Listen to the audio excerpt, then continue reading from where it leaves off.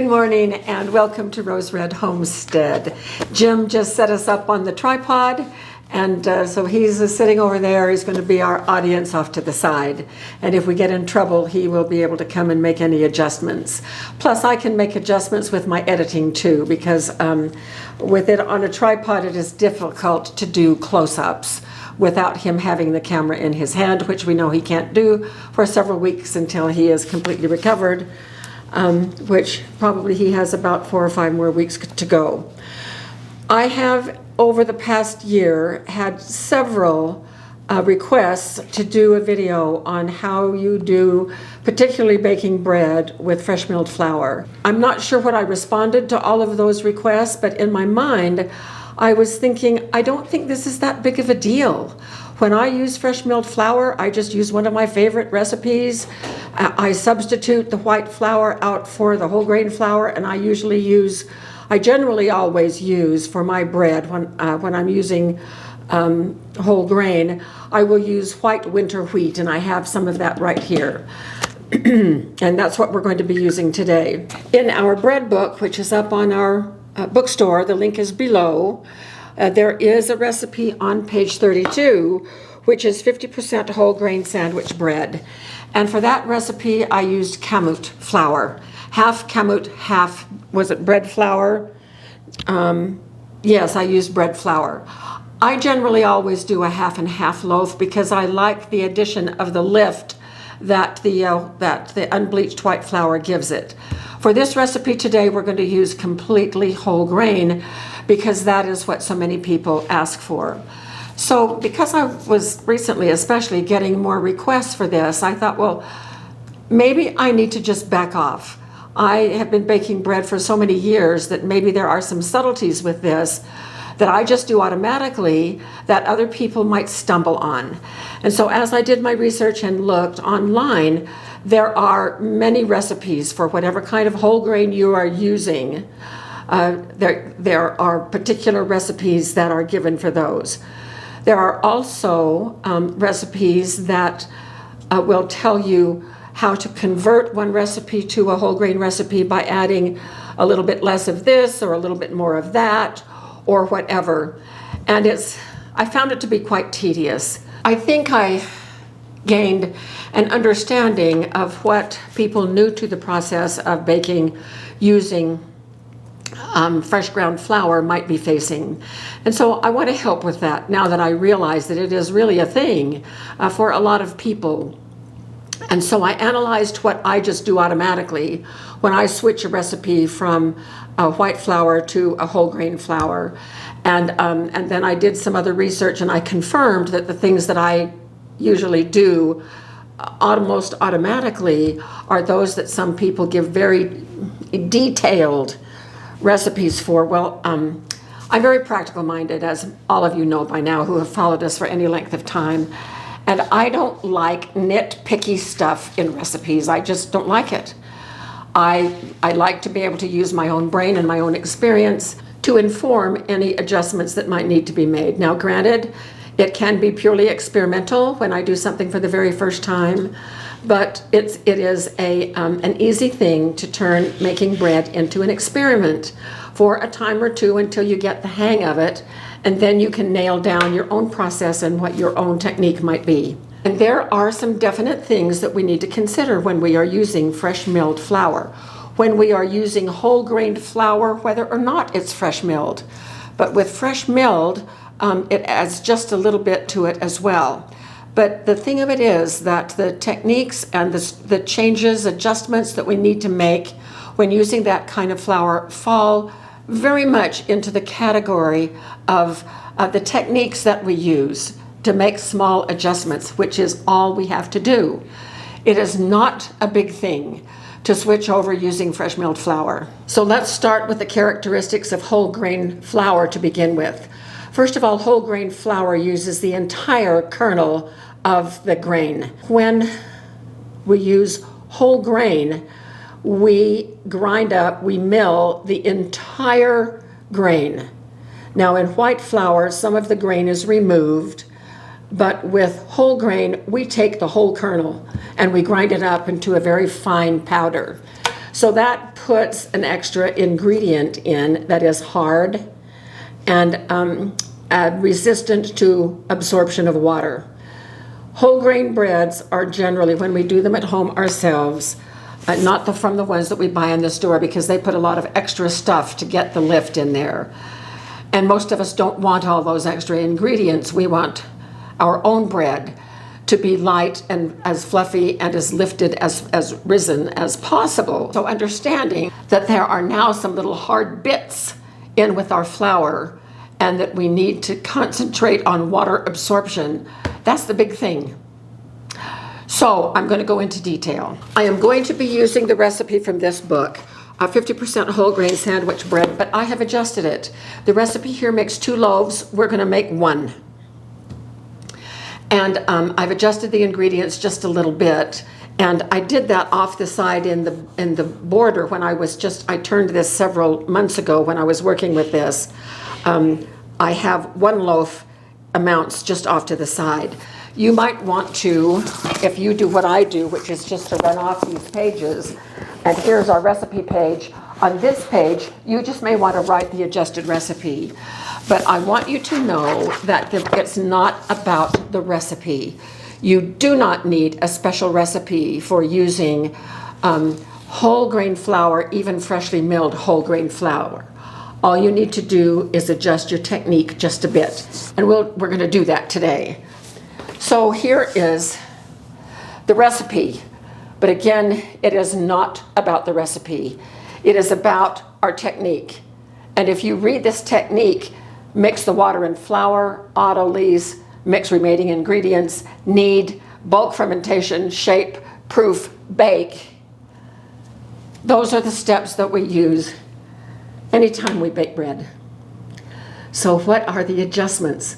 What is the fine-tuning that we need to do to that method in order to turn out a good loaf? If you have watched any of our other bread making videos, this technique that we're going to use today is called our stretch and fold. When I bake a loaf of bread using whole grain, I will do it by hand instead of in my mixer. You can do it in your stand mixer, but I find it much better turnout if I do it the stretch and fold method, which I've gone over several times. And I am going to put a link to a recent video that we made showing how you can, with any loaf of bread that you are making, you can skip the kneading step and do a stretch and fold step with any recipe. So I'm going to put the link to that video below at the end of this video. So the first thing that we are going to do is to mix. Now I have freshly ground, in fact it's still warm, enough of the flour, and this is my white winter wheat flour. I had to refill it because I used almost the last bit this morning when I was milling for this video. And this is my favorite grain for making bread, whether it is 100% whole grain or whether it's some kind of a mixture. Because the gluten response in this whole grain is as close to white flour as I have found, and I really like how bread turns out with white flour. But I have enough of our whole grain. We're not putting any white flour, all whole grain. Bread recipes call for 4 basic ingredients, and I have them right here. We have flour, salt, yeast, water. Flour, salt, yeast, and water. Now, we are also going to add 2 extra ingredients to enrich the recipe just a little bit. We're going to be adding some sugar and some fat. So here is our recipe. It is 432 grams or 3 cups of fresh milled flour. You pick your grain and plug it in right here. It doesn't matter what it is. 1 1/4 cups of water, 2 1/4 to 2 1/2 teaspoons of instant yeast, 1 teaspoon salt, 2 tablespoons of fat, 2 tablespoons of sugar. So what fat are you going to use? You pick. I'm going to use ghee. What sugar are you going to use? You pick. I'm going to use regular sugar. You could use honey, you can use maple syrup, whatever you want. So what we are going to do today is mix the first 2 ingredients. We are going to put in our flour and our water. And I'm going to put it right here in this bowl. Now, I much prefer to do the flour measurement by weight rather than volume, so I will be using grams, and I need 432 grams, so that's what we're going to start with. All right, so here's our flour, and we can put that away. Next, I'm going to add the water. I have pre-measured 1 1/4 cups, and we're just going to put that in. So, here's our mixture. And I'm just going to stir this until it is mixed. Now, the word mix, our first step is to mix water and flour. So when I do that, we know that the absorption is going to already start. And we should have a shaggy mixture with no flour left. It should go all into this shaggy mixture. Right now, I have quite a bit of flour left. So I can already tell that the main recipe needs to be adjusted. Now, I want to talk about bread. All bread recipes, when you look at them, you might think, okay, so here it is. If I follow this recipe perfect, my bread is going to be great. Bread is not that way. There is a lot of nuance with baking bread. And any experienced bread maker will tell you that, yes, they start with a favorite recipe, whatever that might be. But depending upon the temperature of the kitchen and the humidity of where they are, you might need to make adjustments. And the two things that need to be adjusted are either the water or the flour. And right now, this is such a dry mix. We live in a very dry place. I can tell you right now that usually I don't make adjustments at this point, but I need an adjustment here because, yes, this is shaggy, but it's dry, dry, dry. Look at all the flour on the bottom there. So don't be afraid to make adjustments at this point, even though it's not on the recipe to do so. Now, I probably added maybe another tablespoon or two. And so I'm going to stir until I get a shaggy mix that has picked up all of the flour in the bowl. Okay, so it's shaggy. As I pick it up, it's fairly soft. I can use my hands and use the dough to go around and pick up the rest of the flour. It's soft enough. Okay, so it's all kind of come together, and it's shaggy. It's in a ball. And so now what do we do? Well, we're going to autolyse it. Now, autolysing is simply this. I am going to cover this so that it is airtight. And we are just going to let it sit right here in the kitchen for 30 to 60 minutes. Well, what is autolyse? What does it mean? When we work with whole grain flour and a lot of other bread recipes as well, it often calls for autolyse. And this is such an important step, especially when we know that liquid absorption with whatever flour we are using is a big variable, as it is with fresh milled flour. Fresh milled flour is going to absorb more water than the flour that you buy off the shelves that is whole grain. So just know that. Your water was going to be needing some adjustment. So we are going to give this some time to absorb, for the wheat to absorb all the water it wants to in the next 30 minutes.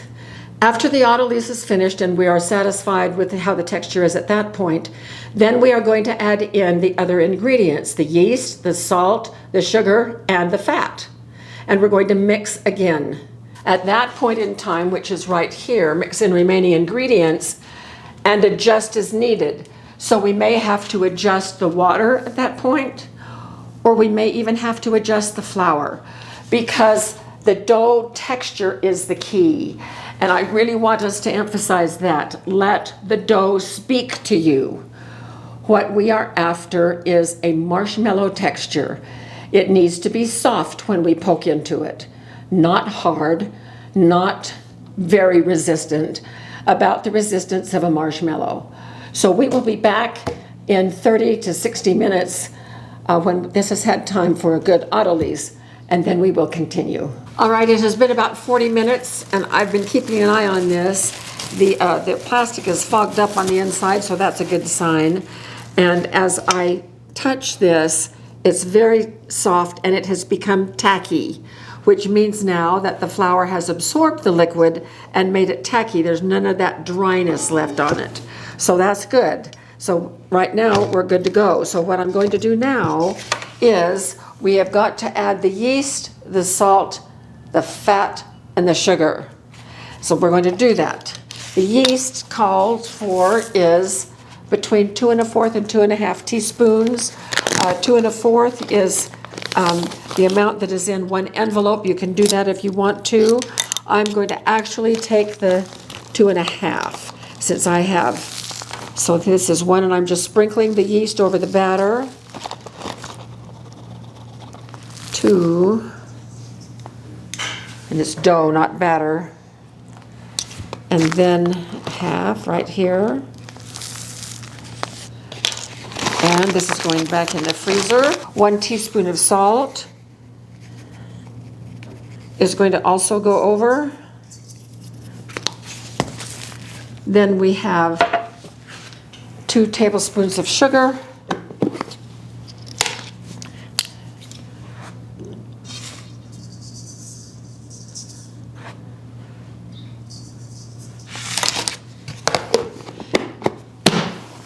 And 2 tablespoons of fat, which I'm using ghee.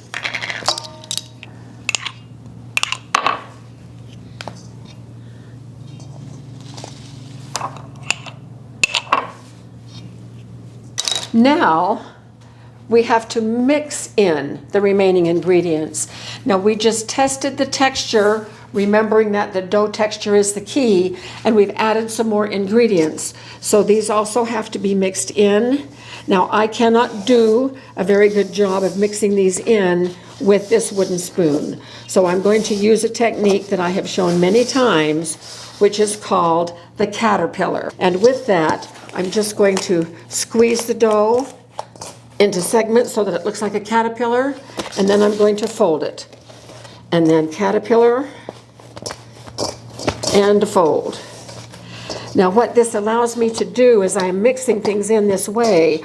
I'm also dealing with the texture of the dough, so I get a good feel for it. It's still feeling pretty soft, which is what we want. It needs to be soft when we shape it. If it's so hard, then it's going to be like the loaf. Our loaf will be like a brick.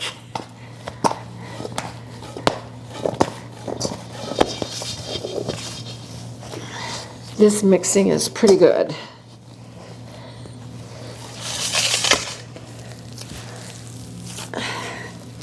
Now we're going to start the kneading, but I'm not going to knead it by hand. I'm doing this to continue to mix it just a little bit. I'm going to use the stretch and fold methodology. Okay, it is mixed. It's still soft. I can punch in like I would punch on a marshmallow. So we're now going to do 4 stretch and folds. The kneading part. Now, can you do this in your stand mixer? Of course you can. Set your mixer for about, keep it on knead for about 6 minutes. What we're going to do is 4 stretch and folds, 15 minutes each. So I start with the dough like this, and I'm going to do to stretch it one way and then stretch it another way. Northeast, southwest is how I like to think of it. That way and this way. So that was stretch and fold number 1. Okay, so now we have done 1 stretch and fold. I'm going to record it right there like that. And we will be back in 15 minutes. All right, we are back. As you have noticed, I have done the second stretch and fold off camera. The sun is encroaching on us here, so I've moved over a little bit. But I do want you to see how gorgeous this dough is. It is so soft. It has risen. I'm thinking that this will be our last stretch and fold because the gluten is already well developed, and that's why we do the stretch and fold. Look at this. Stretch, fold. No breakage at all. And then as we stretch and fold, it gets tighter and tighter. And we are done. We don't need to do another stretch and fold. It is ready. So here's the next step. It is the bulk fermentation. So it's going to go in this little bowl right here. We're going to cover it and let it rise until it is about double. And we should be getting a pretty good loaf of bread. We'll be back when this is ready to shape and then for the final proofing. So I'm guessing it's going to be maybe half an hour, 45 minutes. I don't know. But we'll come back and I'll tell you what the time was that it took. And remember, your kitchen is different than my kitchen. And so with bread, we're always flexible and not rigid according to what the recipe might feel like a constraint for us. We break those constraints because it is the dough that rules. The dough tells us when it is ready and we follow that. So we'll see you as soon as the bulk fermentation is finished. We are back after the bulk fermentation, which took about 25 minutes. And obviously this is our first glitch with the camera on the tripod. I'm showing here how you can tell when the bulk fermentation is ready by sticking my index finger in, and if the hole bounces back slowly, then it's ready. Now I am showing the difference between two sizes of pans. Usually if I'm doing white flour, I would be using the larger pan. But because we are using a whole grain flour, I'm going to be using the smaller pan. It will force the dough upward instead of sideways. And that's important when we are doing whole grain. So this is in hopes that we can get a nice high and fluffy loaf. Now I'm going to be turning the dough out onto the cabinet top, and I'm going to just be shaping the dough, and it's so light and fluffy. I'm degassing it just a little bit, and then I'm going to start at the bottom end and start rolling. And as I roll, I give it a little tug so that there is tension over the top, and then I will roll it all the way up to finish the roll at the top of the dough, stretching it sideways so that it will be distributed evenly across the roll. So we're just almost done, almost, and putting the seam on the bottom. Now, obviously that roll is longer than the pan is, and so I'm going to do an inverted U and just put it right down in the pan, and then with my knuckles, I will be pushing down and flattening it out over the top. So here it is already, and what we want is to have that for the final proofing, we want the dough to be able to rise about an inch below the edge of the pan. We're now going to let it do that, and we will be back when we are ready for the next. We're back. It's been 25 minutes, and look at this. It is gorgeous. This is doing just perfect. I've preheated the oven. I'm going to put it in. It probably will need about 30 minutes to bake, I'm guessing. And so that's our next step. So it's going in, and I'll see you soon. Just out of the oven. It looks just gorgeous. It smells fantastic. So I'm just going to turn it out onto this. So look at the bottom of it. It's golden brown all around. So we're penned in here by these two pieces of light. But we want to inspect this. It's too hot to cut right now. We have a little errand to run, so we'll be back very shortly. So it has been just under an hour, and this has been sitting out here cooling. Probably the longest I've let any homemade bread sit before getting into it, but it's still a bit warm. It is beautiful for a 100% whole grain loaf. This looks pretty dandy. So we had good rise on this. So let's cut into it, see what the crumb looks like, and see what it tastes like. So there we have the crumb. It's beautiful. And I'm just going to take a little bite with no butter or anything else. It has a nice crust. It is great. It is absolutely great. It tastes wonderful, 100% whole wheat loaf, and good for sandwiches and anything else you would want to do with bread. So let's just review for a moment the things that we need to do as we bake with whole grain flour, especially fresh milled. Now, I just wanted to let you know that our book does have a section on working with whole grains, and some of the very same things in terms of the method for stretch and fold is also in this book. And another reminder, I am going to link the video that we did recently that will give a video presentation of those things as well, and just in terms of the stretch and fold. So remember that the dough is the key. That texture needs to be soft all the way through the process. If it gets too hard, if there's not enough liquid added to be absorbed by the grain, by the flour, then it is going to be really, really hard. And so, you'll have a flat loaf with a density of about a brick. So make sure that you add extra water. Now, you could also diminish the flour. Some people say to do it that way. I don't ever do it that way. I keep the amount of flour the same, so all I have to adjust is the amount of water.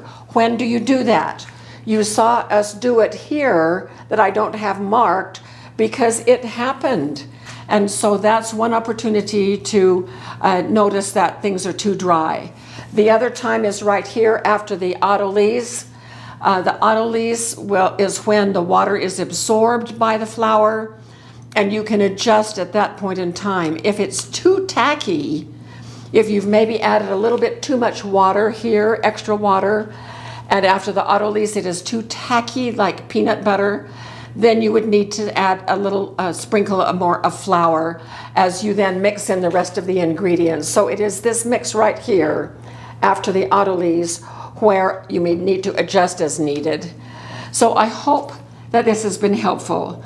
And remember, this recipe could be your recipe, any recipe. This just represents a recipe, but you can work with any recipe and use this same procedure and it's a pretty basic recipe.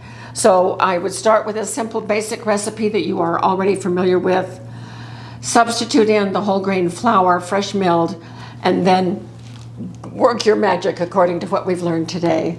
I hope this was helpful. Thank you so much for being with us. Send us your requests for other things you might want to see us do a video on, and we will see you again very soon for more videos.